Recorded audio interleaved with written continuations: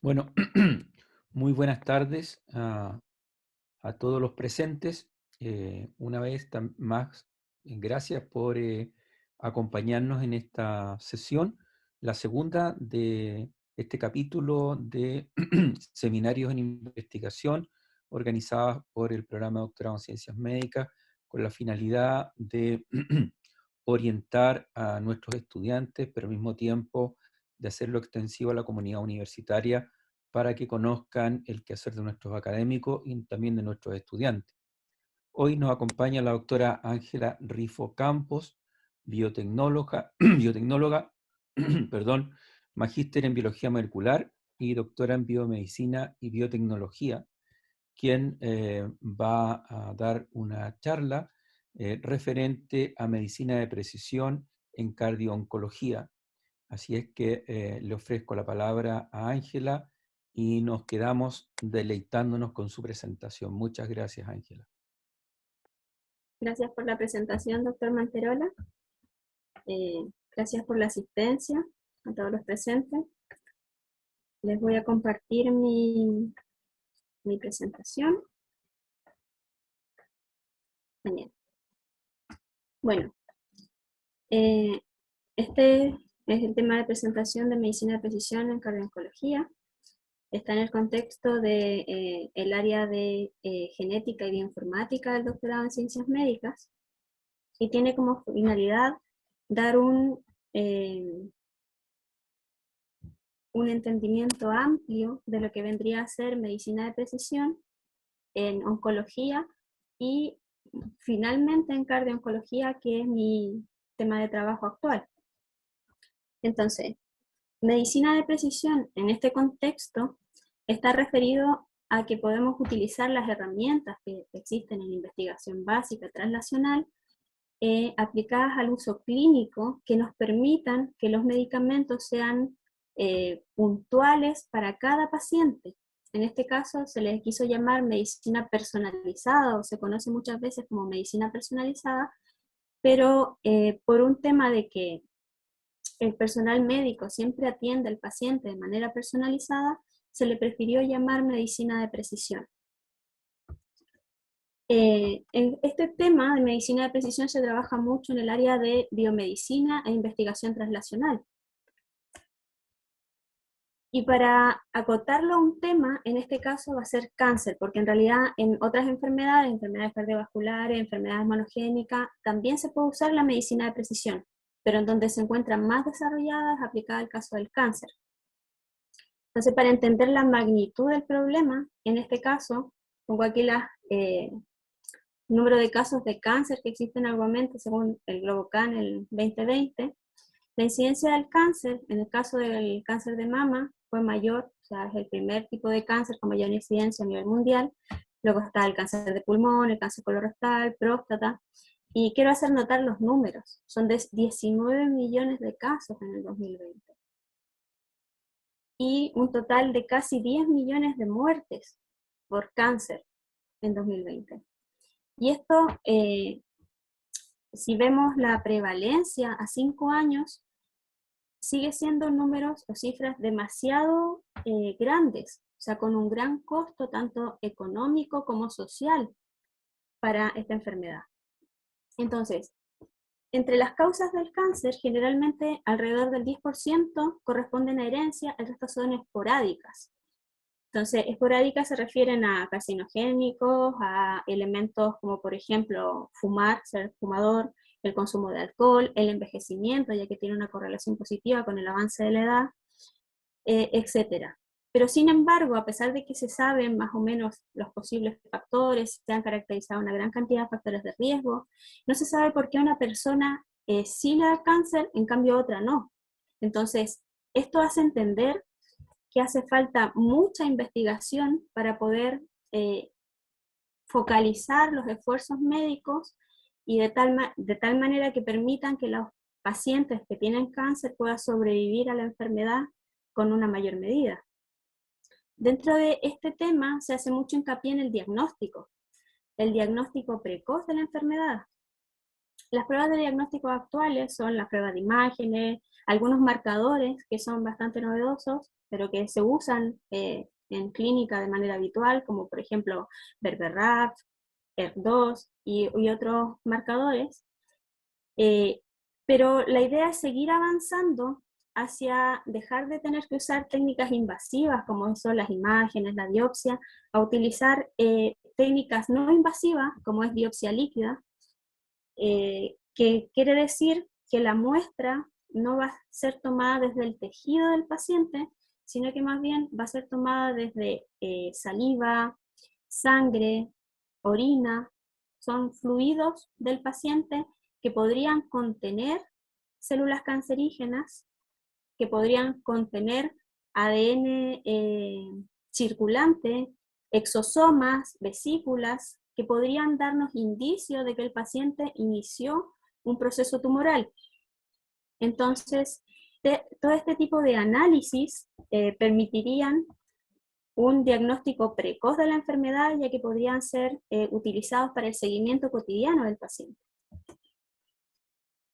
Esto referido al tema de los biomarcadores, que en realidad para que un biomarcador se denomine como tal tiene que pasar una serie de pruebas clínicas antes de poder ser nombrado, o sea que desde la ciencia básica que uno tiene el biomarcador hasta llevarlo a la clínica existe una gran cantidad de pasos donde el marcador tiene que probar que es reproducible, que tiene una cierta sensibilidad, una especificidad, etcétera, costo-beneficio, una serie de características que necesitan ser probadas para poder llegar a clínica. Dentro de los tipos de biomarcadores podemos considerar, por un lado, los tipos que son clínicos, que es de diagnóstico, monitoreo, pronóstico, etcétera, y por otra parte, lo que son de tipo molecular. Es decir, si estamos hablando de ADN, de mutaciones del ADN, estamos hablando de metabolitos, de proteínas, de RNA, de DNA, de cromosomas. En este caso, el rearreglo cromosomal es uno de los que se estudian, y otras proteínas como BRAF, que ya lo habíamos mencionado anteriormente, también se ve si existen mutaciones. Son algunos de los biomarcadores que actualmente ya están en clínica, al menos en oncología, y que además sirven para poder definir un tratamiento, una terapia para el paciente. Dentro de las terapias, dependiendo del grado histológico de avance del cáncer y el grado molecular, en algunos casos podemos distinguir cirugía, radioterapia, quimioterapia, terapia dirigida, inmunoterapia y terapia hormonal. Siendo estas tres últimas terapias, al ser menos invasiva y dirigida a un epítopo específico, el marco en donde se engloba la medicina de precisión. Entonces, la terapia dirigida, como su nombre lo indica, corresponde a aquellos elementos dentro de una célula que podrían ser característicos y reconocibles de forma diferencial para un paciente determinado que tiene cáncer y que no lo tiene otro. Y que a su vez sobre este elemento biológico va un anticuerpo monoclonal que lo que hace es impedir que ese elemento siga su curso en la tumorogénesis. Entonces, a pesar de que existen todas estas herramientas, está claro que no son suficientes y que es necesario continuar investigando. Una estimación de los casos que se prevén, los nuevos casos que se prevén para el 2040 en el globo CAN, nos indican que vamos a pasar de 19.3 millones a más de 30 millones de personas afectadas en el mundo. Dicho sea de paso, cuando uno revisa estas cifras en la versión anterior del GloboCan, en el 2018, se hablaban de 28 millones en 2040. Y ahora cuando se hizo el reajuste de la estimación, hablamos ya de 30.2 millones de personas afectadas con cáncer. Entonces, esta es una preocupación mundial y a nivel nacional también se están generando estrategias para poder combatir el cáncer. Tal es que, no sé si vieron en las noticias, que se generó el Plan Nacional del Cáncer, que va desde el 2018 a 2028, con la idea de poder establecer un mejor diagnóstico al paciente, poderle hacer un seguimiento, evaluar factores de riesgo en la población chilena. A ver si de esta manera podemos frenar un poco la evolución del cáncer y evitar que sean tantas personas las que se ven afectadas por un cáncer cada año. Entonces, referido a esto, que es un tema que se viene hablando ya desde hace muchos años, en este caso el gran paso, el gran salto que se dio en investigación con respecto al desarrollo de las enfermedades y a estudiar los mecanismos y a poder establecer estrategias de monitoreo, diagnóstico, seguimiento y tratamiento para el cáncer, fue el anuncio que se hizo en el año 2000 sobre el proyecto Genoma Humano, en donde se pretendía que, sabiendo el orden secuencial de nucleótidos de nuestro genoma, nosotros íbamos a poder solucionar todas las enfermedades que existían en la población mundial. Tras 20 años de trabajo, se sabe que no era tan fácil. Entonces, dentro de estos 20 años, pudimos avanzar en cuanto a las estrategias de identificación de mutaciones, de expresión diferencial, de marcadores que nos permitan diferenciar el cáncer entre una persona y otra. Entonces, estas técnicas, generalmente enfocadas en biología molecular, se llaman secuenciación. Entonces, teníamos primero la secuenciación Sanger, luego pasamos a la siguiente etapa, que fue NGS, Next Generation Sequencing, y ahora ya estamos por la tercera etapa, que salió hace súper poco, no sé si son 5 o 6 años atrás, que ya podemos hablar de la tercera etapa de secuenciación. Pero todas estas tecnologías de secuenciación que nos permiten estudiar el ADN de manera global, el ARN de manera global, etcétera, conllevan otro conocimiento implícito, que es el análisis bioinformático. Nosotros tenemos tal cantidad de información que había que saber dónde almacenarla. Un genoma pesa 4 gigabytes. ¿Cómo almacenamos, si vamos a hacer un proyecto de 1000 genomas humanos, cómo almacenamos los 300.000, o sea, los 30.000 o 300.000 gigabytes que va a generar eso, de información? Luego, ¿cómo gestionamos eso para que esté disponible? Porque la ciencia, para que sea reproducible, tiene que estar disponible. Entonces, todos estos genomas, toda esta información, se tiene que almacenar en algún sitio. Entonces empiezan a generarse las bases de datos, como MBL, NCBA, que nos permiten buscar esta información para poder reanalizarla, volver a investigar y seguir construyendo a partir de ahí. Luego, todo este tipo de análisis y problemática requiere del uso de nuevos algoritmos. O sea, que no solamente están los informáticos, sino que también los matemáticos involucrados en el tema. Luego los biólogos moleculares que saben acerca de las nuevas tecnologías. Y todo este perfil general se le llamó bioinformático, para integrar el uso de los datos. Entonces, los bioinformáticos en este contexto analizan los datos ómicos. ¿Qué son los datos ómicos? La secuenciación global del genoma, la secuenciación global del epigenoma, ya sea la metilación del ADN, modificaciones de histona, etc., o el estudio global del transcriptoma de un individuo, se le llama dato ómico. Entonces, este dato ómico, que puede ser referido a transcripción, expresión, traslación, etc., nos permite el estudio global de las enfermedades, en este caso también del cáncer, y requiere un análisis especializado, como por ejemplo, aquí tenemos un determinado paciente que necesita saber si tiene mutaciones puntuales de novo en su genoma. Suele ocurrir mucho con las enfermedades raras. Los pacientes se les secuencia a los dos padres y al hijo que tiene la enfermedad rara y se busca en su genoma, generalmente en su exoma, mutaciones puntuales que permitan de alguna manera explicar el desarrollo de su enfermedad y de esta manera tratarlo. Entonces se utiliza mucho en diagnóstico molecular. Otra estrategia que se utiliza mucho en diagnóstico molecular es la terapia dirigida. Por ejemplo, BRCA1 y BRCA2 está altamente expandido que un paciente que tiene antecedentes familiares de cáncer de mama puede hacer el test de BRCA1 y BRCA2 para decidir si tiene las mutaciones que lo predisponen a la enfermedad y se hace una mastectomía. Ese tipo de análisis tan individualizados caen dentro de la medicina de precisión y en este caso en oncología de precisión. Luego viene el siguiente paso, porque todo lo que estamos hablando son lo que se ha generado a partir de los últimos 20 años. Y aún así seguimos sin explicar más del 80% de la heterogeneidad del cáncer. Entonces, ¿qué pasa? Que ahora viene el siguiente paso, que es la integración multiómica, en donde lo que nosotros hacemos es perfecto. Teníamos el genoma por separado, teníamos el epigenoma por separado, el transcriptoma, el proteoma. Ahora intentemos unirlo. ver todos los elementos, englobar la pintura completa de un paciente para poder determinar cuál es su mejor tratamiento. Está claro que los costos de este tipo de estrategias no son abordables actualmente.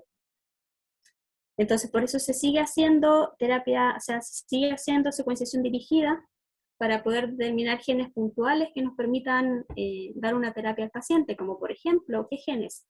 Este es un ejemplo en cáncer de mama, en donde tenemos como genes como PI3 como P53, MYC, PTEN, que son genes puntuales, sumamente importantes en el desarrollo del cáncer, porque contra estos genes se encuentran diseñadas la terapia dirigida. Entonces, trastuzumab, panitumumab, todos están referidos a estas dianas terapéuticas.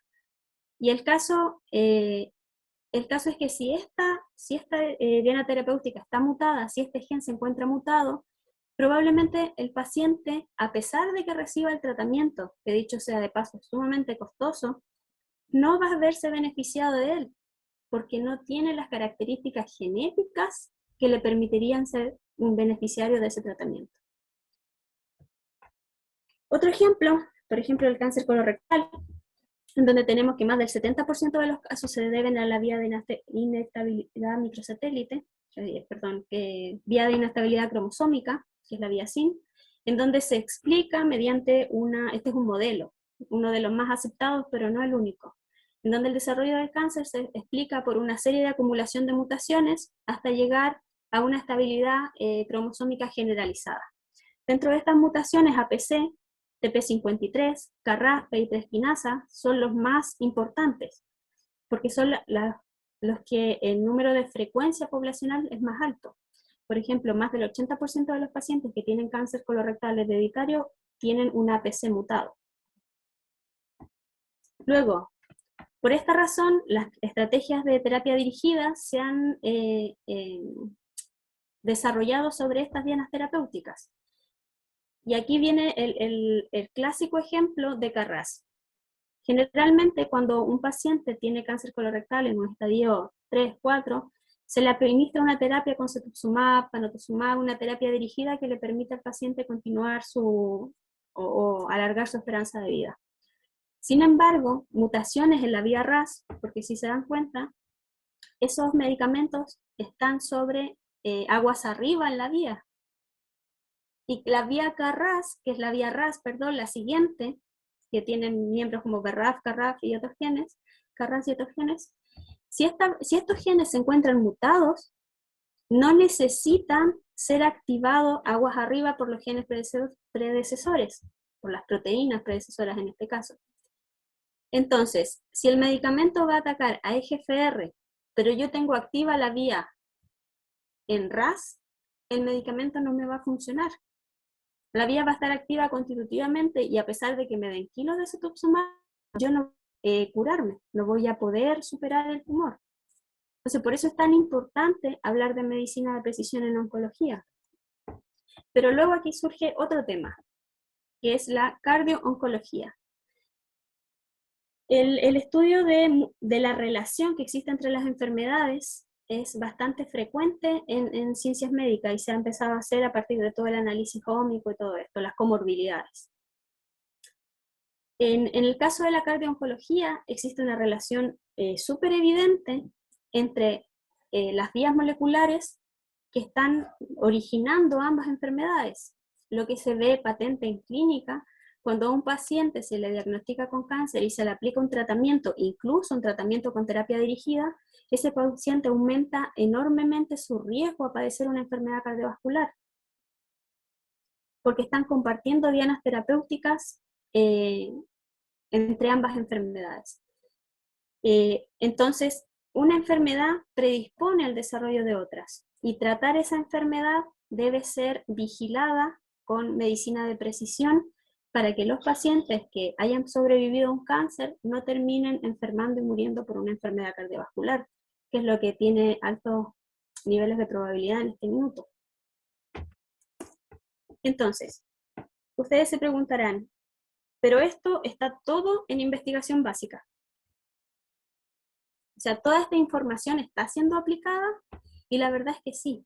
no tan a grandes rasgos como hacerle un análisis multivómico a un paciente para determinar cuál es su mejor tratamiento, pero sí a escalas minoritarias, como es el caso de BRCA1 y BRCA2, en donde se ve la herencia en cáncer de mama, en donde existen casas comerciales, como por ejemplo los sistemas de array o secuenciación dirigida, en este caso Illumina y otras empresas, que generan estos soportes de array o estos PCR dirigidos, que el investigador, en este caso, o el médico que se dedica a investigar estos problemas, va a contratar los servicios de una empresa biotecnológica para que investigue las mutaciones de su paciente y ver si realmente puede darle o no ese medicamento. Entonces, dentro de la empresa biotecnológica hay un grupo de bioinformáticos que se dedican a analizar estas muestras y le pasa por el consejo genético y se lo entregan al médico. ¿Para qué? Para que pueda dar una mejor solución de terapia a sus pacientes. No es que le está haciendo propaganda, pero como sé cómo funciona por debajo esta empresa, la pongo aquí. Esta es una de las empresas que permite apoyar con técnicas ómicas el diagnóstico de enfermedades como el cáncer o enfermedades raras. Y la dejo aquí a modo de conversación para un futuro. Entonces, no sé si tienen preguntas. Voy a dejar de compartir porque si no, no veo las caras. Ahora sí. Muchas gracias, Ángela. Bienvenidos todos. Yo no había tenido el placer de saludarlos. Agradecer a Ángela por esta excelente presentación que nos introduce a un tema que suena asombroso y que en la medida que vamos conociendo todo lo que se puede hacer y cómo puede estar ligado a nuestro ámbito, yo creo que van surgiendo bastantes dudas que obviamente voy a dar pie a que los estudiantes, los participantes y la gente que está siendo parte pueda hacerlas. Así que a partir de ahora, si es que me resulta, voy a permitir que ustedes mismos puedan reactivar sus micrófonos, ¿ya? Y hacer las preguntas que estimen pertinentes. Así que los esperamos, no sean temerosos, perdón. Preguntas, comentarios, aportes. Veo a Irene, bienvenida Irene, ahí tenemos una gran colaboradora de Ángela. Muchas gracias. Sí, así que... Estoy viendo a Irene y a Gisela, las dos me aparecen juntitas en el, ¿sí? en el Zoom. Sí, hagamos parecer que estamos en vivo, igual que muchas veces en la oficina conversando y disfrutando de esto. Así que damos pie a las preguntas. No sé si el jefe que quisiera partir.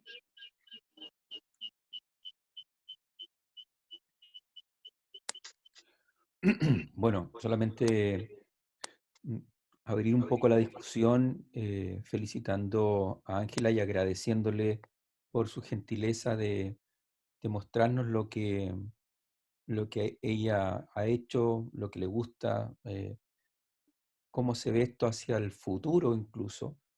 Realmente es una disciplina que realmente encanta, maravilla.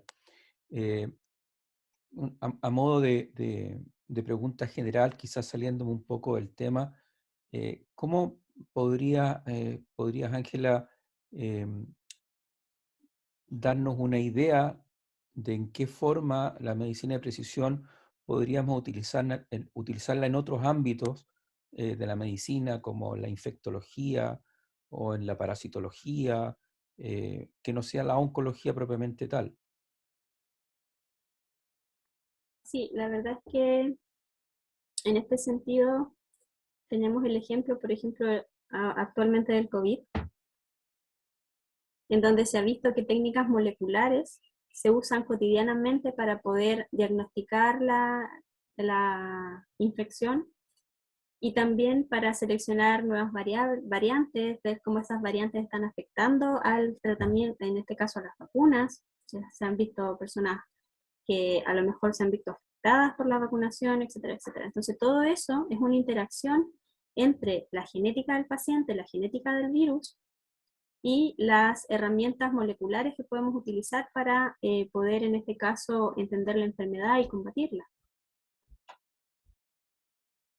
Otro ejemplo son las enfermedades cardiovasculares, que se nos olvidan que también tienen un gran componente genético, son multigénicas, dicho sea de paso, y un componente ambiental. Se estudia mucho la metilación a nivel poblacional y cómo esas posibles metilaciones podrían ser un factor de riesgo para el desarrollo de enfermedades cardiovasculares. Entonces, yo pienso que más que que en este minuto sea oncología de precisión, yo creo que va ligado a que siempre oncología y enfermedad cardiovascular ha sido la investigación dentro de las enfermedades pioneras, porque hay muchos esfuerzos por toda la carga que existe mundial con la enfermedad, la carga clínica, me refiero a la carga económica, la carga social. Entonces siempre se le ha dado auge al estudio de esa enfermedad por sobre otras. Pero eso no quiere decir que no se le pueda dar a esas otras enfermedades, sobre todo, por ejemplo, en enfermedades raras, que es muy probable que si diéramos una medicina de precisión, que fuera, en este caso, pronóstica, seguramente podríamos evitar o avanzar más rápido en la progresión de la investigación en estas enfermedades. No sé qué opinan los demás, yo estoy hablando, pero yo sé que hay gente aquí que trabaja en el área, que le gusta el área y que también quiere opinar. Hola. Hola, Arieta. Sí, no, muy buena la presentación, didáctica, es un tema que es apasionante, que día a día va cambiando, sobre todo, bueno, yo ahora ya me orienté más a mama, y es impresionante las posibilidades para pacientes que tuvieron cáncer hace 5 o 10 años atrás, y tienen sus recidivas o sus nuevos primarios con nuevas mutaciones, y la medicina de precisión les ha permitido en este último periodo tener terapias dirigidas que les mejoran el pronóstico y en algunos casos reducir la enfermedad casi a cero. Entonces, dentro de todas las proteínas y siglas que vimos ahí, me apareció una que está como en boga nuevamente, que es nueva, que es el PDL1, que se utilizaba mucho para pulmón, y ahora lo estamos utilizando en mama para cánceres triple negativos que tenían mala respuesta a quimio. Entonces, es un área que va en expansión día a día y es muy, muy bonita y apasionante. Muchas gracias por la presentación, estuvo muy, muy bonita. Gracias, Orieta.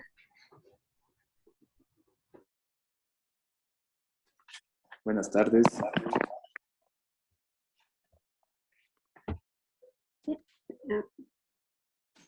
Emanuel, estás hablando, ¿cierto? Sí, sí. Hola, Emanuel, ¿cómo estás? Gracias por la presentación, doctora.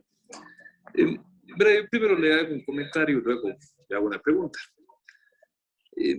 ¿Sabe que los temas de secuenciación genética y lo que tiene que ver a veces con el tema del ADN humano es algo que generalmente la gente habla, conversa, opina, pero que pocas veces domina, ya cuando estamos a veces como colegas médicos y uno pone como ejemplo si tenemos a un paciente con cáncer, por ejemplo, y se necesita hacer una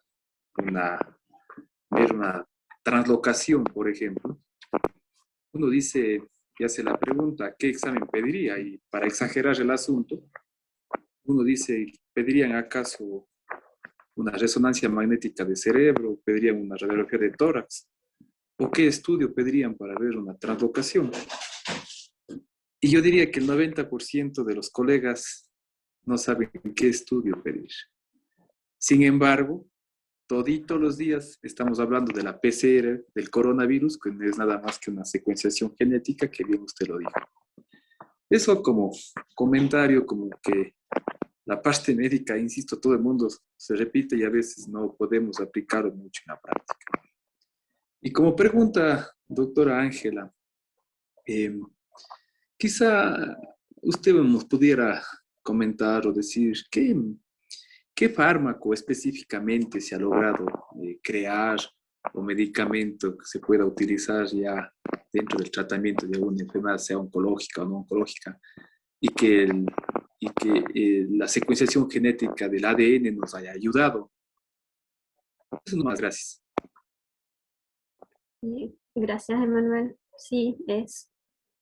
Yo el otro día estuve en una charla de casos de oncólogos y en realidad ellos están aplicando mucho, como nos decía Orieta, están empezando a aplicar o a darse cuenta de qué test deberían pedir o de cómo abordar las enfermedades, en este caso el cáncer, de una manera más genética, más molecular. Pero es algo que se está empezando a desarrollar, entonces generalmente cuentan con los marcadores por inmunohistoquímica, que suelen utilizar mucho en biopsia, pero de a poco va, pienso yo, a medida que la medicina básica y la translacional va ahondando en clínica, esto va a ir remontando. Sobre tu pregunta de cuáles específicamente, en la presentación, por ejemplo, voy a ponerla de nuevo, a ver si me lo permite, un momento que la ponga otra vez.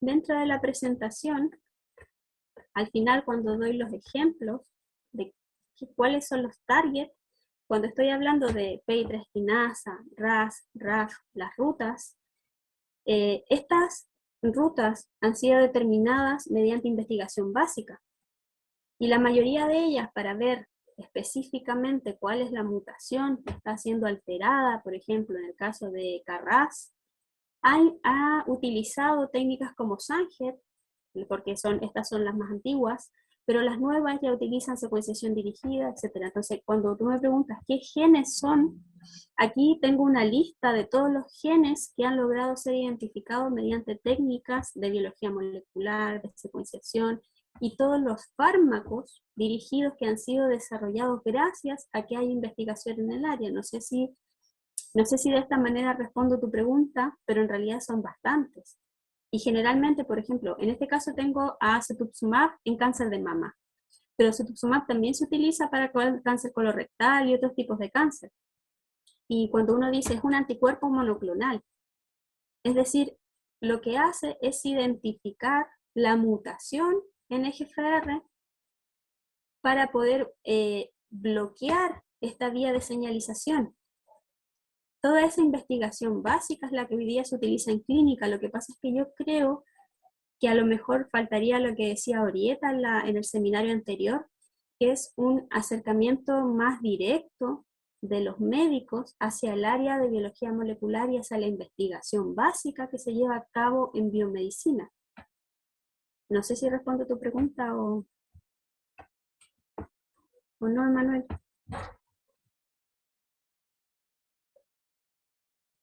Sí, muchas gracias.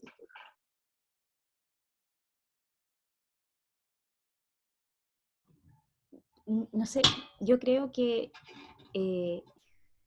yo siendo del área de la medicina y en mucha relación con el trabajo de la doctora Rifo, yo creo que la mayoría, sin ánimo de ofender a nadie, partamos por ahí, yo creo que la mayoría de los médicos que se dedican a clínica, fuera de los oncólogos, no están muy como relacionados con esta área. Entonces, de repente, quizás esto avanza rápido, hay muchos estudios en curso y es difícil manejar todo lo que viene mucho. El cáncer, las guías de Globocam, como lo mostró la doctora, es la enfermedad del futuro, básicamente. Si todos probablemente, mientras más vivamos, vamos a tener cáncer. Entonces, no sé, quizás vamos de nuevo a lo anterior, están tan separadas las áreas, uno va estudiando tanto y se va solo enfocando en su espacio, que como que el resto queda de lado. No sé, una opinión. Gracias, Orieta.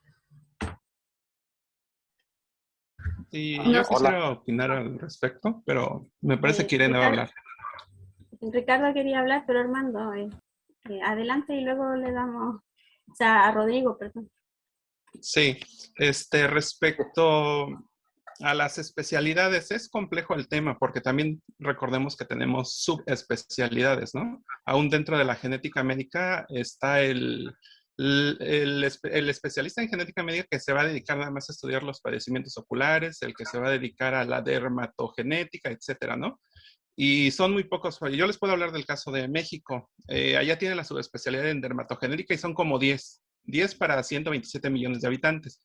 En lo que es Sudamérica, me parece que solo en Brasil y Argentina existe esa subespecialidad. Entonces, ¿qué sucede? Que aquellos especialistas que les interesa determinada área se dedican a investigar más, a aprender más e incluso a contactar gente que pueda tener esa interrelación. Y es lo que sucede en muchos países de Sudamérica, que a veces no es que no existe el conocimiento o el interés. A veces el especialista no sabe qué es lo que debe de hacer para contactar al investigador básico o a quién seguir para especializarse un poco más. Porque yo recuerdo que en mis cursos de oncología sí hay como 6 o 7 medicamentos que tienen una indicación específica, incluso a partir del cariotipo. Hay translocaciones muy específicas, las cuales se pueden derivar a algún tratamiento. Eso no los recuerdo en este momento cuáles son. Les puedo mandar ahí algún review que sí puedo conseguir más fácilmente. Pero a lo que voy es que ustedes como médicos investigadores en formación tienen esta oportunidad de saber que existen esos vacíos y enriquecerse más en el aspecto básico y clínico. Pero también como países latinoamericanos tenemos esa responsabilidad formativa, ¿no? Porque siempre tenemos una deficiencia en algún aspecto, ya sea por la cuestión económica o a veces hasta la formativa, pero no necesariamente nos tenemos que quedar con ello. El saber que existe esa deficiencia también sirve para poder solventarla, para poder llenar ese vacío. Entonces aquí mi invitación a que aquellos clínicos que les interese determinada área, pues se enfoquen más a buscar esos contactos, pero también a nivel internacional. En México se hace mucho eso. Si queremos hacer un diagnóstico de una enfermedad rara, contactamos al experto a nivel mundial, ya sea en Alemania o incluso en Argentina los hay. Y así es como hemos podido lograr diagnosticar pacientes. Yo les puedo recordar el caso de una lipofuscinosis seroidea, una enfermedad de Batten, que pudimos diagnosticar porque nos dedicamos a contactar al especialista que se encontraba en Argentina y nos pagó todo el estudio y pudimos, pues al final darle un asesoramiento al paciente. Pero si no fuera por esa búsqueda de información, el paciente hubiera pasado desapercibido. Y incluso el neurólogo que lo envió al servicio de genética en ese momento. Porque al neurólogo le llegaba un paciente que decía, ¿y qué tiene? O sea, no sé, como neurólogo no sé qué tiene. Velo tú que aparentemente ves más enfermedades raras. Dentro de lo raro ves lo más frecuente y pues ya haciendo colaboraciones es como se puede avanzar. Pero depende mucho del interés clínico y también de esas colaboraciones con el personal de investigación en áreas básicas. Tengo más preguntas, pero más tarde opino. Gracias. Rodrigo, no sé si quieres hablar ahora. Ya, gracias Ángela. Un poco haciendo una conexión de lo que tú habías dicho y ahora lo que un poco dijo Armando, porque tú misma habías comentado que, claro, cardio-oncología, porque son las que tienen mayor incidencia de carga económica y catastrófica. De hecho, incluso hasta en Chile los seguros catastróficos siempre hablan del cáncer y las enfermedades cardiovasculares y las enfermedades raras que comenta Armando, pero yo también, bueno, cuando ya esté un poco más avanzado esto, estoy pensando ya en las otras enfermedades, digamos. Ya pensemos en, no sé, diabetes tipo 2, esas que, donde hay mucho componente ambiental que probablemente está conversando con el componente genético y epigenético, pero que no tenemos tan claro cómo es, qué pasa, qué no pasa, porque hay, tal como tú lo habías mostrado, un montón de genes que todavía no sabemos qué hacen, o hay un montón de material genético que todavía no tenemos claro qué es lo que está haciendo. Eso es lo que estoy viendo como de aquí hacia adelante con las enfermedades estas que van un poquito más abajo. No sé si tienes que comentar algo al respecto. Sí, o sea, yo lo veo en términos prácticos. Se lleva muchísimos años de investigación en cáncer, muchísimos recursos para la investigación en cáncer, y aún así, lo primero que uno ve es más del 70% de la heterogeneidad molecular en cáncer no se encuentra determinada. Entonces, ¿qué hemos hecho en 50 años de investigación en cáncer con todos los millones de recursos que nos hemos gastado? Porque sí, o sea, por ejemplo, cáncer de mama es un ejemplo de que tener la prevención, medidas de diagnóstico precoz, funcionan para que la paciente pueda ser detectada, o el cáncer puede ser detectado en estadios tempranos y dar una solución más real a la paciente, que tenga mejor sobrevida, etc. Entonces, yo pienso que todo eso va a ir en aumento, o sea, se va a hacer extensible a medida que vayamos solucionando unas y otras enfermedades. Y yo creo que es la medicina del futuro, en el fondo. Vamos a pasar un poco del diagnóstico por pruebas visuales, o lo vamos a complementar con pruebas visuales, pero ya lo vamos a hacer a nivel molecular, pienso. Creo yo que va un poco enfocado a la medicina que se va a generar en los próximos años.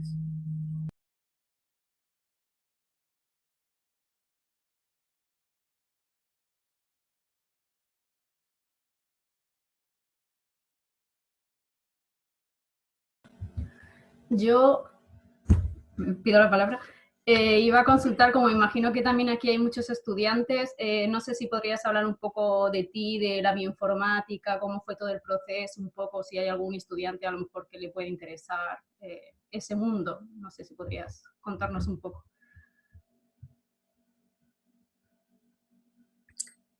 Gracias, Irene, pero ¿a qué te refieres a cómo veo yo el tener que introducirse en este mundo más de un poco multidisciplinario para poder asimilar el conocimiento, o cómo, a qué va? Sí, sí, efectivamente, cómo fue todo el proceso tuyo de aprendizaje, de pasar este mundo de la bioinformática, el trabajo en la bioinformática, un poquito. Cómo está a nivel en general este tipo de desempeño, etcétera. Ya, desde mi experiencia, yo pienso que si uno tiene el perfil investigador, ningún tema le queda grande. O sea, ¿a qué me refiero? A que generalmente el trabajar en bioinformática, tú lo has podido experimentar en este tiempo, es bastante frustrante. Porque uno se siente tonto, uno siente que no sabe nada, uno siente que no entiende nada, y que encima tiene que asimilar conocimientos que creyó que estudiando una determinada carrera nunca iba a poder mirar, como en la informática, la matemática, y después se da cuenta que no, que de a poco la biología está teniendo un conocimiento suficiente como para que sea vista desde un punto matemático, que eso antes no se tenía, era un campo completamente, ¿cómo decirlo?, alquímico. Ahora ya se empiezan a tener las bases con esto de los datos ómicos para que la matemática, la informática puedan contribuir en el área. Entonces, desde mi punto de vista, yo creo que si a uno le gusta investigar, tiene que ir asimilando todo el conocimiento nuevo que llega en su área. En este caso, como estamos trabajando en un área que avanza a pasos agigantados porque hay muchísimos recursos puestos en ella, tenemos que también irnos actualizando. Entonces, si antes la actualización fue pasar del microscopio al análisis molecular, ahora la actualización simplemente es pasar al análisis de datos ómicos y a generar o a asimilar conocimientos que eran más de informática o más de matemática a nuestro cotidiano diario de la investigación en el área biomédica. No sé si respondo un poco a tu pregunta. Sí, sí, está muy bien para que vean la importancia, ¿no?, de la bioinformática hoy en día en la investigación. Sí. Muchas gracias.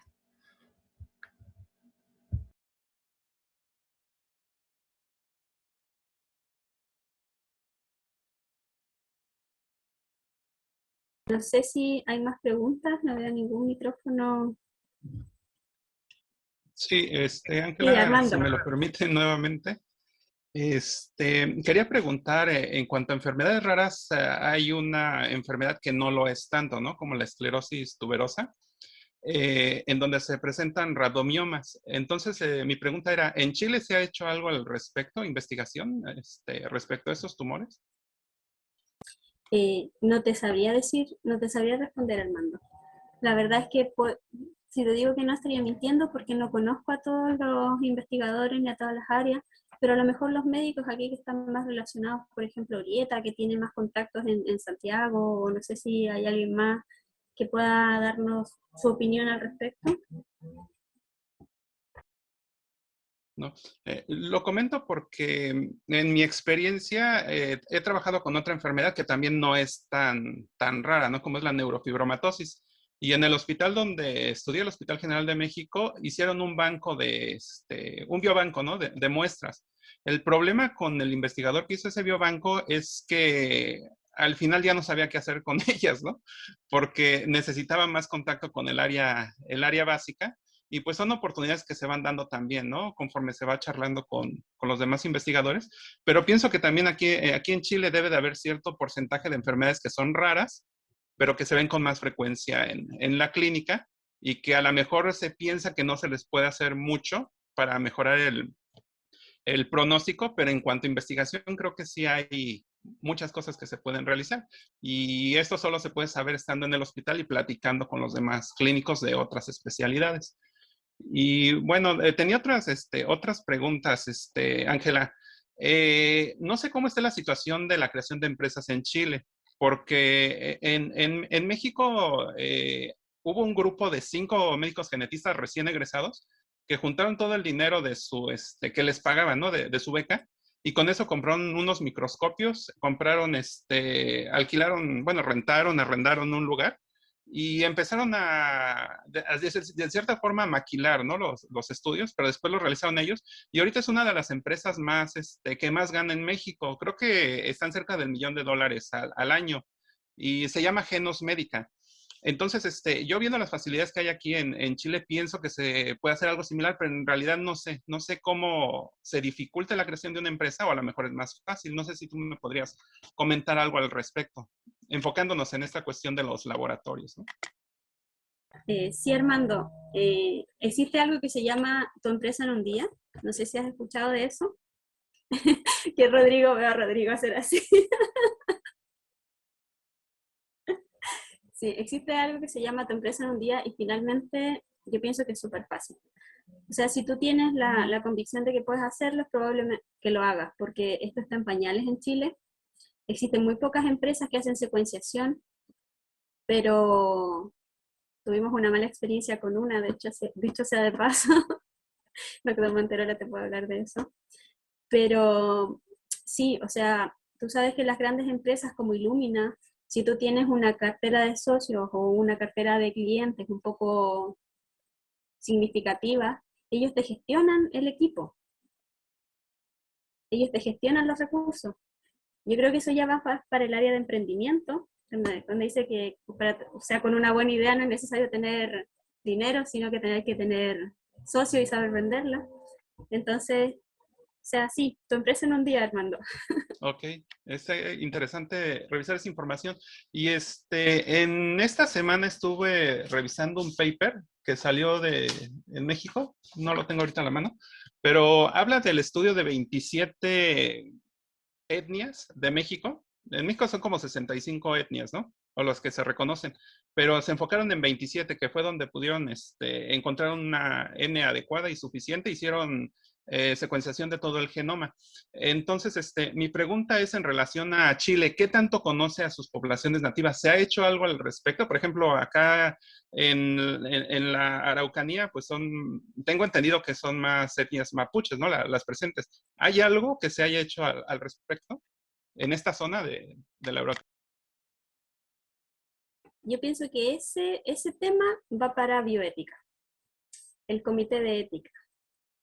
Siempre que se intenta hacer algún estudio con las etnias, tú sabes que aquí en Chile ser mapuche no es, digamos, a ver cómo lo digo, que tiene peso, o sea, están resguardados, tienen su participación social, tienen sus derechos, tienen su identidad propia, no, yo sé que en otros países como en México o en Brasil están un poco más, ¿cómo decirlo?, desamparados, pero yo no veo que ese nivel de vulnerabilidad se encuentre en Chile. Entonces, cuando uno quiere hacer un estudio con muestras de pacientes de alguna etnia, yo pienso que es sumamente engorroso porque uno no solamente tiene que dar el consentimiento al comité de ética y todo eso, sino que tiene que hablar con las comunidades.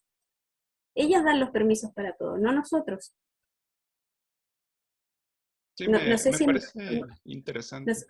no sé si en México funciona igual o si alguien quiere compartir alguna experiencia que haya tenido con acercamiento a algún pueblo originario. No, en México tenemos otro tipo de problemática, ¿no? Porque son regiones muy alejadas en donde, por ejemplo, los tarahumaras, ¿no? Que viven en Chihuahua, en el norte de México, y no han cambiado mucho, pero viven en las montañas. Y el problema que ha existido con ellos es el tema del narcotráfico, porque para llegar a esas zonas hay que pasar por zonas donde, pues, que existen zonas dominadas por los carteles y no se puede pasar.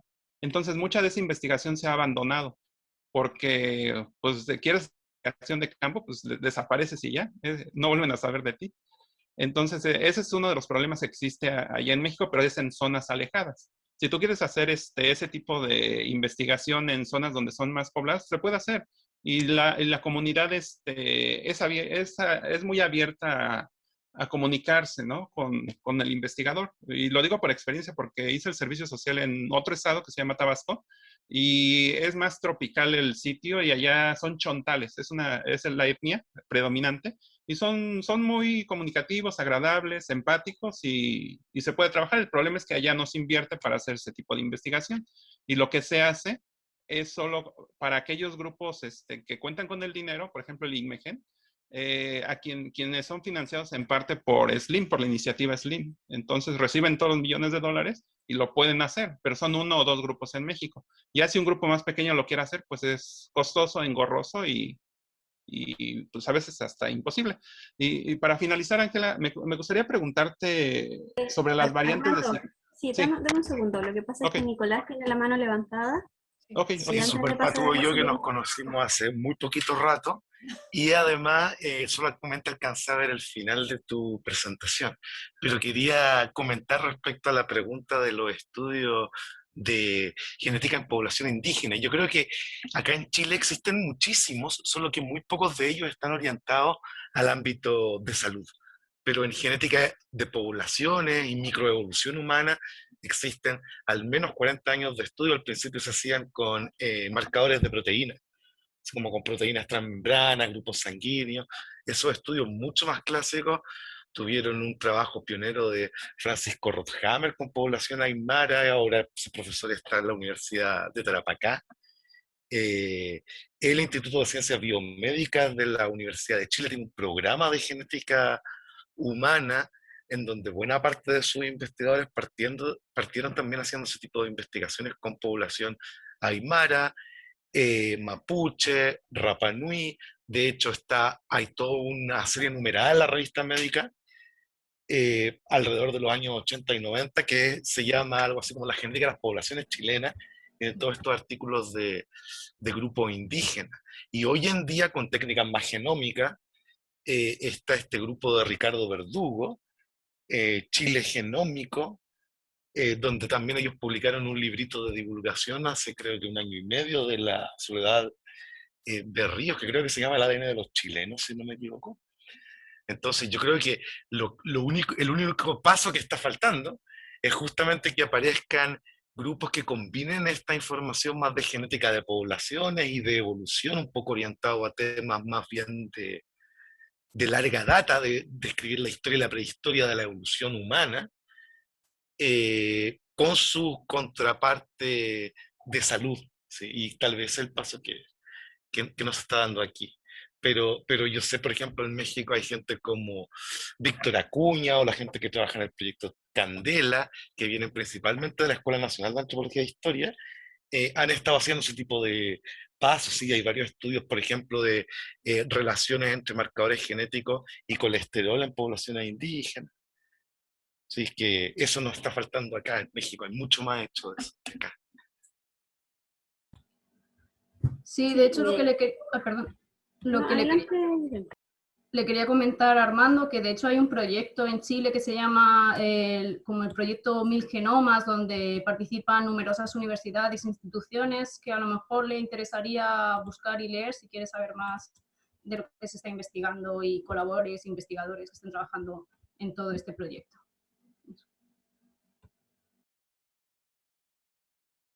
Sí, ahora, gracias Nicolás.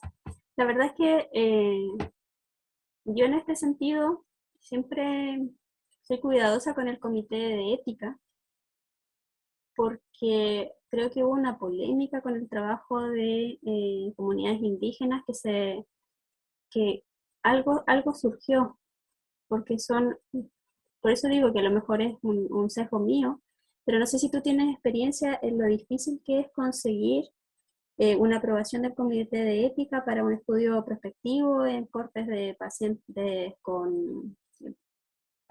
que formen parte de una etnia o de un grupo, como lo hacen en Estados Unidos, que tienen ahí cortes enormes donde estudian a la población completa de indígenas. No sé si tú sabes o tienes experiencia con el comité de bioética y todo eso.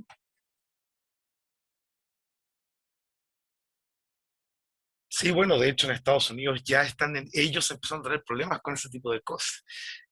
Tanto en Chile como en Estados Unidos, como en todas partes, durante muchos años se hizo investigación científica en poblaciones de pueblos originarios sin ningún tipo de criterio ético. ¿Sí? Y a pesar de que los sistemas de evaluación de los principios éticos de la investigación científica se han desarrollado mucho en los últimos años, siempre han estado desarrollados pensando en una jerga y en una lexicología y en un mundo institucionalizado. Entonces, por ejemplo, nosotros hablamos del consentimiento de los pacientes. Ellos no necesariamente son pacientes, ¿sí? Pensamos que vamos a hacerlo ir a firmar un formulario, que generalmente está en nuestro idioma, a nuestras instituciones, en lugar de ir a los lugares donde viven ellos. Además, estas son poblaciones que generalmente, siempre, a mí una vez me decía un caballero en terreno, yo no le pude decir que no, le encontré la razón totalmente. Me dijo, ¿sabe qué me pasa? Que yo toda la vida que he firmado algo, me han terminado robando algo. ¿Y qué le voy a decir yo? Entonces sí, es efectivamente un problema creciente, no solamente en Chile, en todo el mundo. Las poblaciones indígenas, no solamente en Chile, en todo el mundo, también están empezando a empoderarse, a exigir sus derechos, y los comités de ética van a tener que sentarse a pensar junto con la comunidad de investigadores científicas cómo podemos pensar en procedimientos de evaluación de las características éticas de la investigación que no estén necesariamente pensadas en contextos tan institucionalizados. ¿Qué pasa, por ejemplo, cuando la gente va a buscar muestras al terreno, al trabajo de campo, y no en un hospital? ¿Qué pasa cuando no son pacientes? Así que es un problema sin resolver. Y han habido muchas polémicas, de hecho. En Venezuela hay una gigantesca.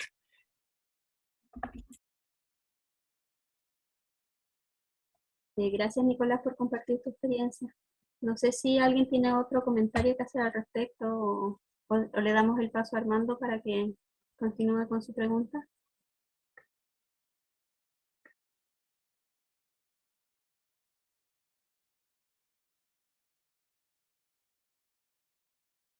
Parece que no. Armando, por favor. Sí, con este tema de la pandemia también es interesante, ¿no? Conocer a las poblaciones, porque pudiera haber algunas variantes o genes de susceptibilidad, y hasta el momento, pues, donde se está realizando este tipo de investigaciones en los países desarrollados, y pues es un pendiente que también se nos va acumulando en los países latinoamericanos. Y para concluir mi participación en cuanto a las preguntas, te quería preguntar, en cuanto a las variantes de significado incierto, ¿qué tanto ha avanzado la bioinformática en ese contexto, no? Y ya ves que actualmente el Machine Learning, la inteligencia artificial en general, pues está teniendo cada vez mayor participación. ¿Qué tanto la bioinformática ha avanzado en los últimos años para poder solventar esta necesidad de mayor información respecto a estas variantes? Gracias. Gracias, Armando. Sí, las variantes inciertas. Lo que pasa es que ¿tú te refieres a las reportadas o a todas las que hay? Por ejemplo, en el caso de cáncer de mama, BRCA, no nos vamos a otro, ¿no? BRCA tiene una alta penetrancia cuando se detectan determinadas variantes patogénicas, lo que lleva la indicación en algunos casos, en la mayoría de hecho, para mastectomía, ¿no? Si en BRCA hay algunas variantes de significado incierto, ¿cómo la bioinformática en la actualidad ha mejorado? ¿O qué es lo que se propone para poder mejorar? Porque en muchos casos se requiere un análisis funcional, ¿no? Un estudio funcional, y no se puede realizar en la mayoría de los casos. ¿Qué es lo que tenemos que hacer ahí como clínicos? Sí, en este minuto no encuentras, o sea, no encuentro la respuesta adecuada para tu pregunta, porque si bien se ha hecho mucho en Machine Learning y todo esto, eso generalmente requiere levantar una gran cantidad de datos en cuanto a estudios fenotípicos, datos clínicos, es enseñarle al sistema cómo funciona para que tome él la decisión y no la tome un experto, o para que él prevea las posibles estrategias que son más factibles dentro de un mundo de probabilidades que están determinadas por información previa. Entonces, si tú me preguntas qué soluciones hay con respecto a eso, te tendría que decir que en este minuto no he leído suficiente al respecto. Pero que seguramente habrá alguna ya planteada, porque siempre se plantean este tipo de cosas como la investigación es tan amplia en el área.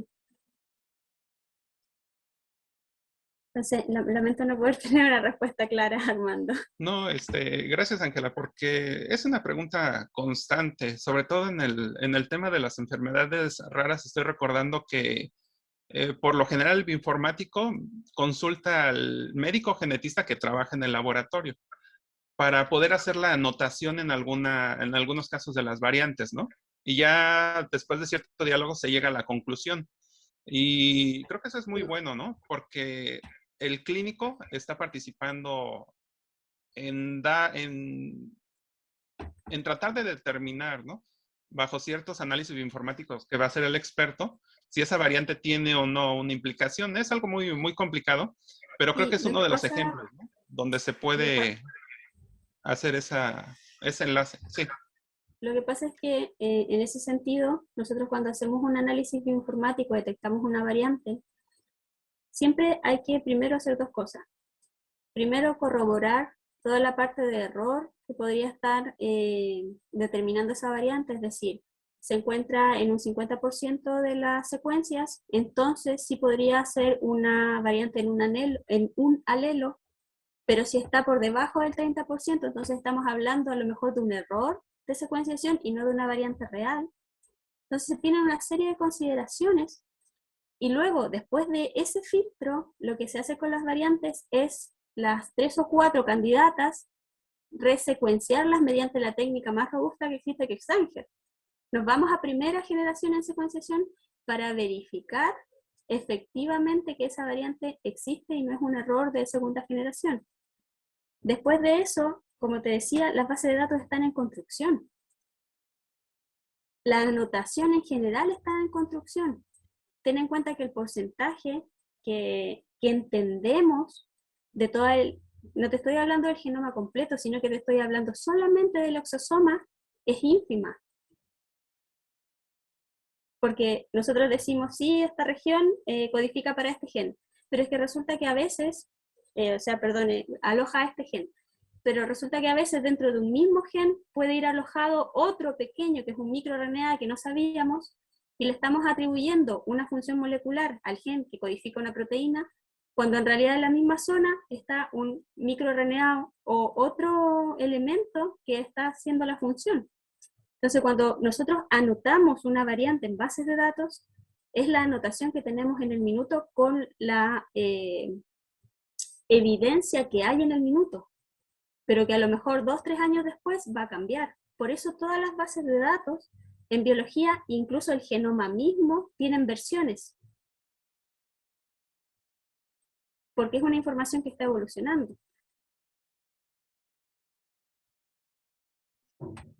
Sí, totalmente de acuerdo. E insisto, de aquí la importancia, ¿no?, de tener siempre esa comunicación con la clínica. Porque también sucede que algunos pacientes, en el momento en el que se les realiza un estudio, no tienen los datos típicos, pero que tal vez más adelante los van a desarrollar, y eso puede ayudar a que esta variante de significado incierto se pueda determinar si es patogénica o no. Gracias, Ángel. Y Hernando, no sé si hay más dudas. Preguntas, comentarios, aportes. No sé si Nicolás dejó su mano levantada porque se le olvidó. Sí, ya. En efecto, sí, disculpa. Excelente, excelente Ángela, excelente la discusión que se genera. Recuerden los que participan por primera vez y aquellos que ya han participado en el viernes anterior, que la instancia es una instancia de conversación, ya no podemos esperar que nadie sea experto en todo, se puede entrar en debates de temas, y yo creo que esa fue la intención básicamente de Armando, mostrarnos como las dudas que van quedando y también de Ángela, y agradecemos los aportes de todo el resto. Y bienvenido, Nicolás, a este grupo. Nicolás es antropólogo, estábamos en reunión hace poco, tenemos algunos proyectos locos donde Ángela se acaba de unir. Y vi varios nombres nuevos que se están uniendo por primera vez, así que bienvenidos todos. Les dejé ahí en el chat, les dejé nuestras redes donde se van compartiendo las cosas que estamos haciendo como grupo de ciencias médicas, para que puedan verlos, para que puedan compartirlos también con otra gente. La idea es poder, obviamente, siempre ir aumentando el número y poder fomentar siempre el trabajo interdisciplinario, que es tan importante.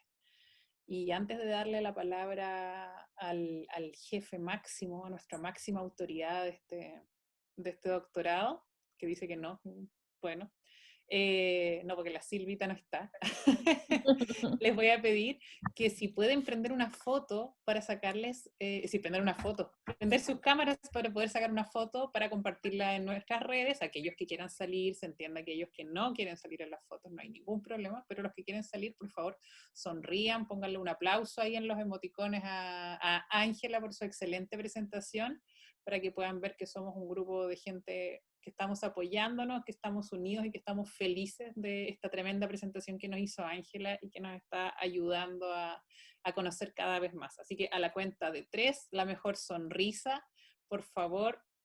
A ver, vamos a esperar porque ahí se siguen uniendo. Qué maravilloso verlos a todos, como tenerlos, como estar todos juntos en el doctorado. No saben cómo nos quedamos con el corazón lleno de amor después de estas sesiones, de vernos las caras, de ver que estamos todavía aquí, todos sanos. Así que a la cuenta de 3 la foto. 1, 2 y 3.